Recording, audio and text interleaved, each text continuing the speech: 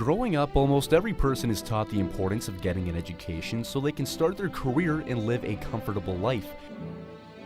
You're told that if you do your homework and get good grades, you can get into post-secondary and start your career on track. The Canadian government funds students to get an education, but is it enough in these times of soaring tuition rates? And is the education worth the debts it puts the students in?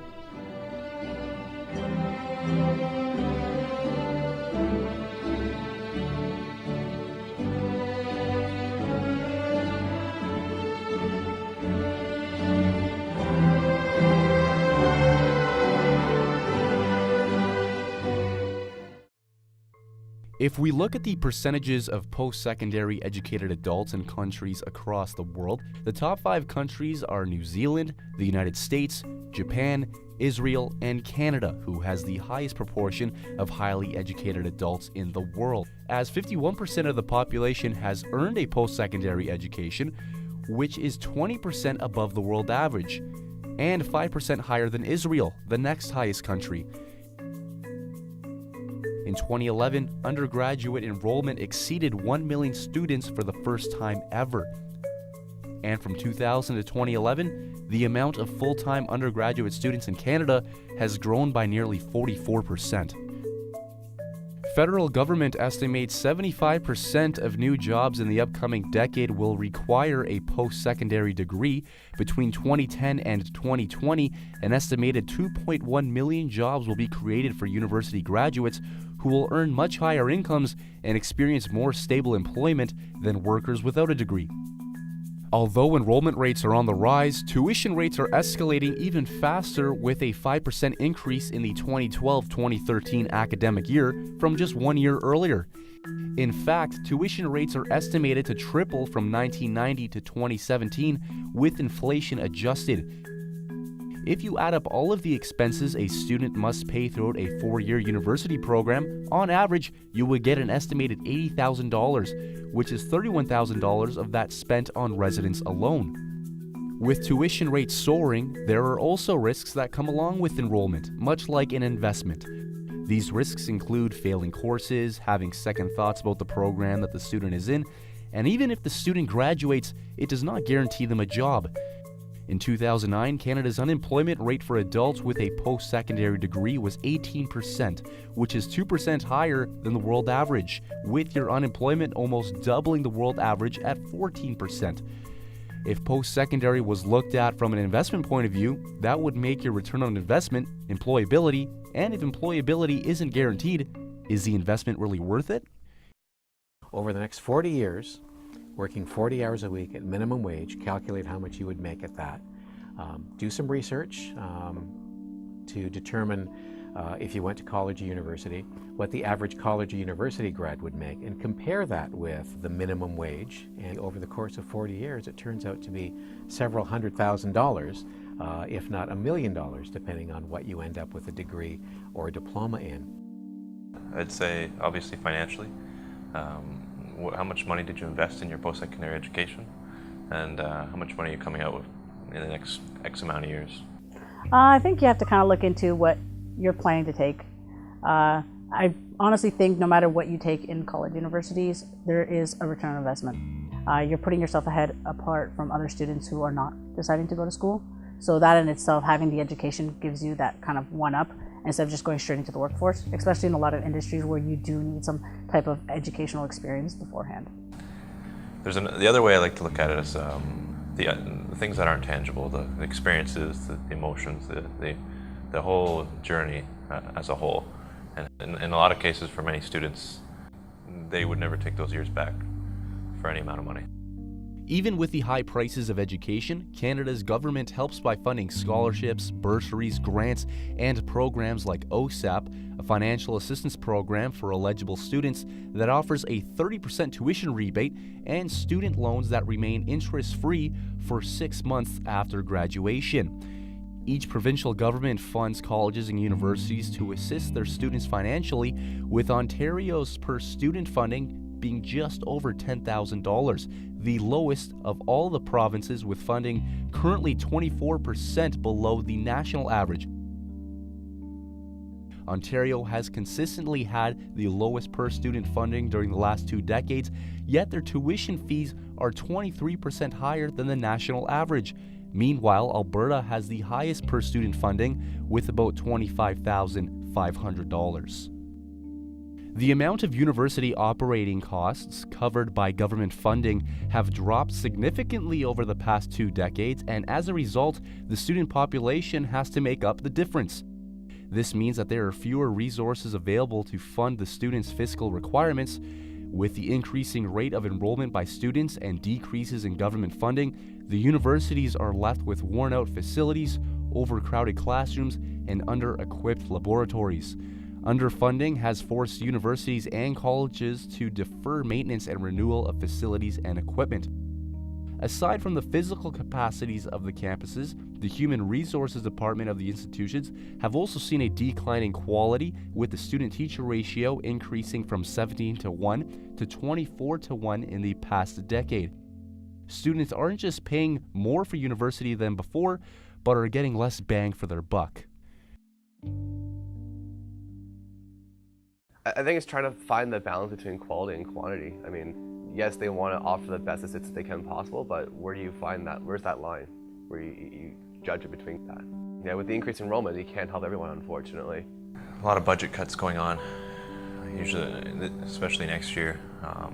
In order to be on par with that, we have to adjust accordingly. I don't know whether you're getting less bang for the buck. I think students that are coming in are getting a different kind of an education.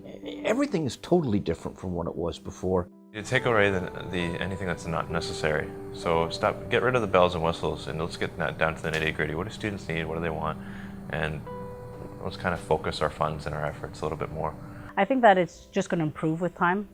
So hopefully that within the next couple of decades, that Ontario will actually meet up to par with the other provinces. But it's a good start.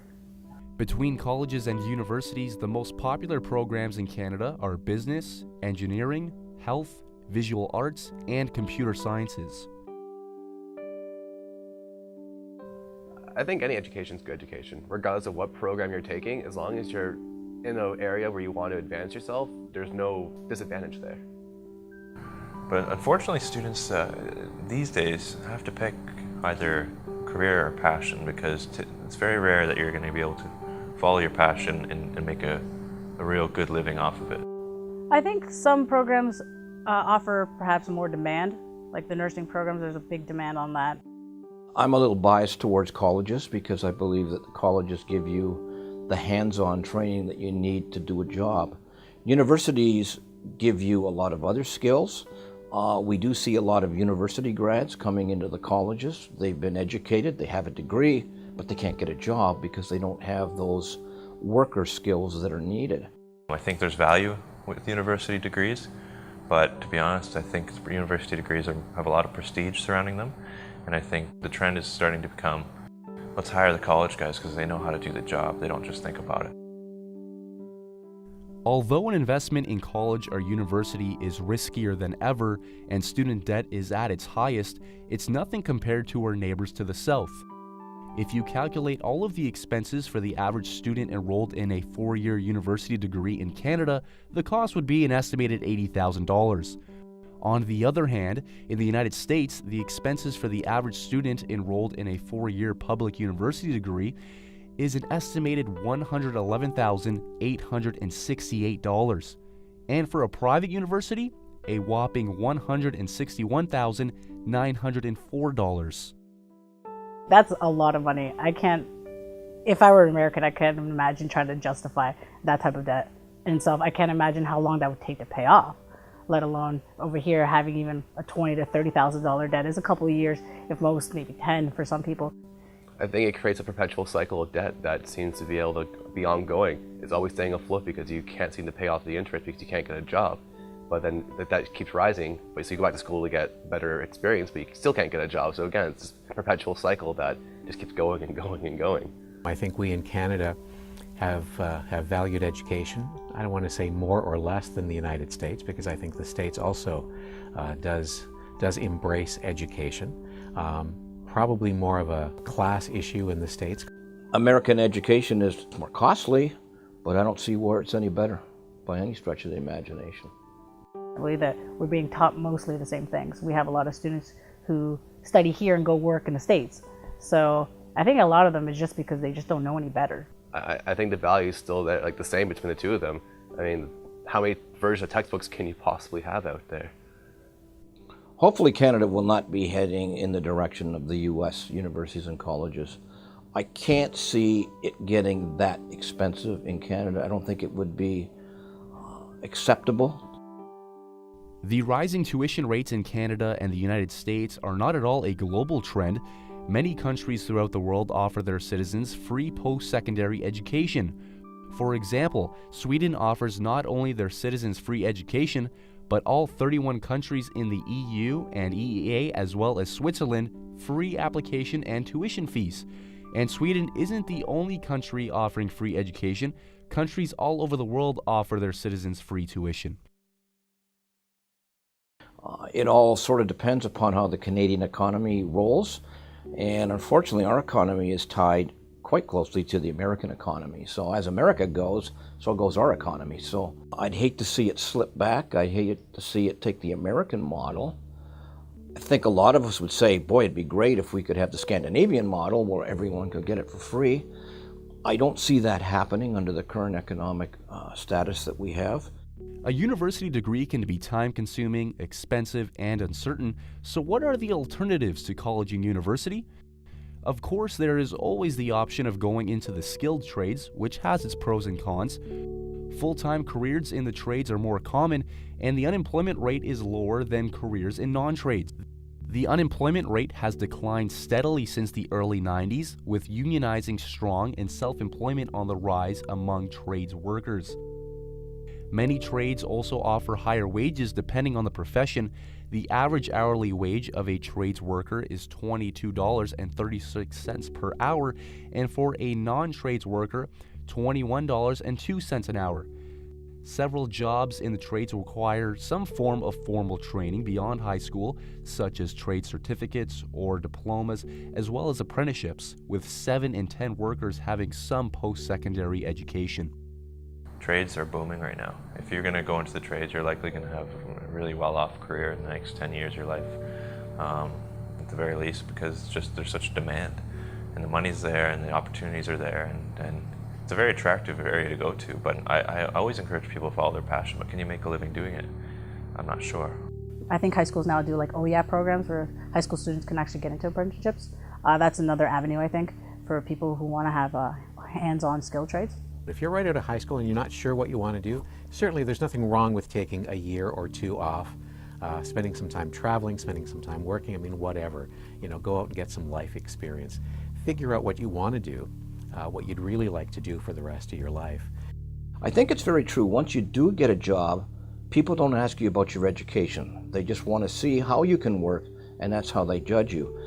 But again, as the years go by and as the competition gets stronger, when you try to come up the ladder and say maybe go to a management position, they then start looking at your education. Either be working, following your passion through education or any other means, or at least just continue to try and discover, try new things, see what's out there, and try and discover what it is you're passionate about, because it's not easy for everyone. The potential prospect of choosing a post-secondary education as a means to advance yourself and your career is a big investment, not only in dollars, but in time as well. It is imperative to consider all options when carving yourself a career path, whether that be college, university, or a profession in skilled trades. The big investment isn't for everybody, but with careful consideration can lead to a long and rewarding career and a bright future.